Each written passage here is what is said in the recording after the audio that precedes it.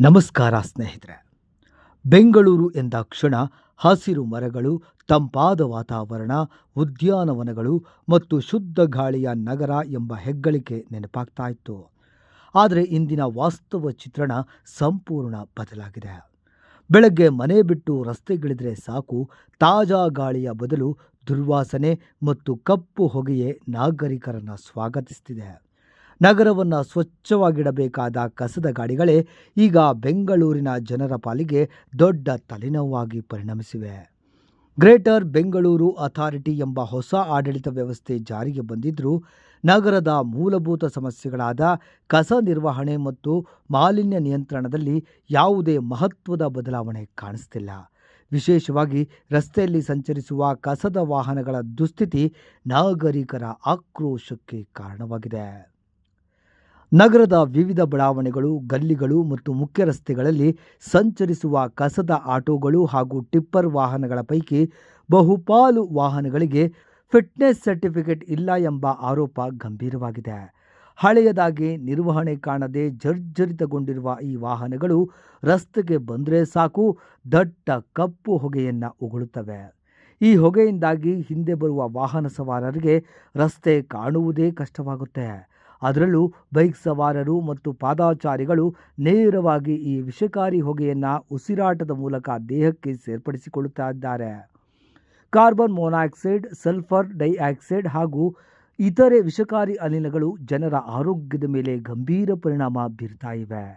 ಮಕ್ಕಳಲ್ಲಿ ಉಸಿರಾಟದ ತೊಂದರೆ, ವೃದ್ಧರಲ್ಲಿ ಶ್ವಾಸಕೋಶ ಸಂಬಂಧಿ ಸಮಸ್ಯೆಗಳು ಮತ್ತು ಸಾಮಾನ್ಯ ನಾಗರಿಕರಲ್ಲಿ ಅಲರ್ಜಿ ಪ್ರಕರಣಗಳು ಹೆಚ್ಚಾಗ್ತಾ ಇರುವ ಬಗ್ಗೆ ವೈದ್ಯರು ಕೂಡ ಆತಂಕವನ್ನು ವ್ಯಕ್ತಪಡಿಸ್ತಾ ಇದ್ದಾರೆ.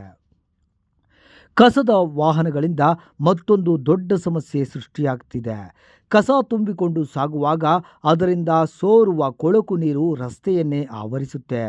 ದುರ್ವಾಸನೆಯಿಂದ ಕೂಡಿದ ಈ ಲೀಚೇಟ್ ನೀರು ಪಾದಾಚಾರಿಗಳ ಜೀವನವನ್ನು ದುಸ್ತರಗೊಳಿಸಿದೆ. ಒಂದೆಡೆ ಫುಟ್ಪಾತ್ಗಳು ಆಕ್ರಮಣಕ್ಕೊಳಗಾಗಿದ್ದರೆ ಮತ್ತೊಂದೆಡೆ ಕಸದ ಗಾಡಿಗಳಿಂದ ರಸ್ತೆಗಳಲ್ಲಿ ನಡೆಯುವುದೇ ಸಾಹಸವಾಗಿದೆ.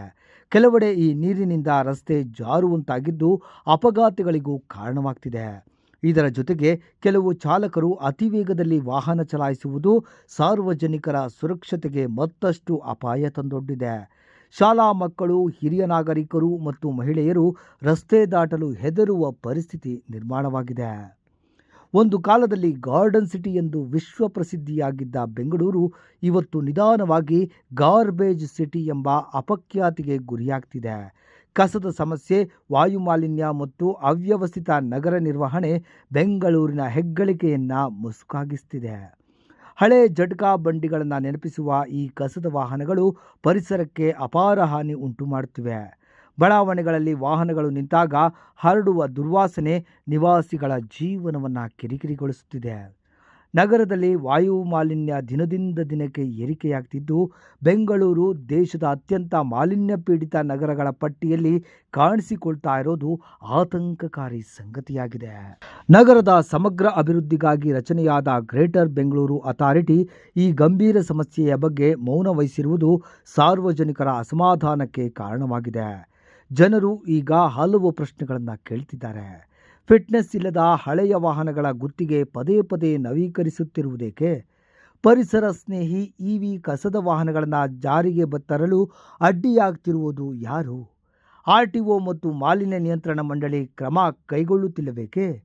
ಸಾರ್ವಜನಿಕರ ಆರೋಗ್ಯಕ್ಕಿಂತ ಗುತ್ತಿಗೆದಾರರ ಲಾಭವೇ ಮುಖ್ಯವೇ? ಬೆಂಗಳೂರು ದೇಶದ ಐಟಿ ರಾಜಧಾನಿ ಮಾತ್ರವಲ್ಲ, ಲಕ್ಷಾಂತರ ಜನರ ಬದುಕಿನ ನಗರವೂ ಹೌದು. ಆದರೆ ಮೂಲಭೂತ ನಾಗರಿಕ ಸೌಲಭ್ಯಗಳಲ್ಲಿ ಆಗುತ್ತಿರುವ ನಿರ್ಲಕ್ಷ್ಯ ನಗರದ ಭವಿಷ್ಯವನ್ನೇ ಪ್ರಶ್ನಿಸುವಂತಾಗಿದೆ. ಅಧಿಕಾರಿಗಳು ಕೇವಲ ಕಾಗದದ ಮೇಲಿನ ಯೋಜನೆಗಳನ್ನು ಘೋಷಿಸುವುದನ್ನು ಬಿಟ್ಟು ನೆಲಮಟ್ಟದಲ್ಲಿ ಪರಿಣಾಮಕಾರಿ ಕ್ರಮ ಕೈಗೊಳ್ಳಬೇಕಿದೆ. ಹಳೆಯ ಮತ್ತು ಮಾಲಿನ್ಯಕಾರಿ ವಾಹನಗಳನ್ನು ತೆರವುಗೊಳಿಸಿ ಆಧುನಿಕ ಹಾಗೂ ಪರಿಸರ ಸ್ನೇಹಿ ಕಸದ ನಿರ್ವಹಣಾ ವ್ಯವಸ್ಥೆಯನ್ನು ಜಾರಿಗೆ ತರಬೇಕಿದೆ. ಇಲ್ಲವಾದರೆ ಮುಂದಿನ ದಿನಗಳಲ್ಲಿ ಬೆಂಗಳೂರಿನ ಜನರು ಶುದ್ಧ ಗಾಳಿಗಾಗಿ ಆಮ್ಲಜನಕದ ಸಿಲಿಂಡರ್ ಹೊತ್ತು ಓಡಾಡುವ ಪರಿಸ್ಥಿತಿ ಬಂದರೂ ಅಚ್ಚರಿಯಿಲ್ಲ. ನಮಸ್ಕಾರ.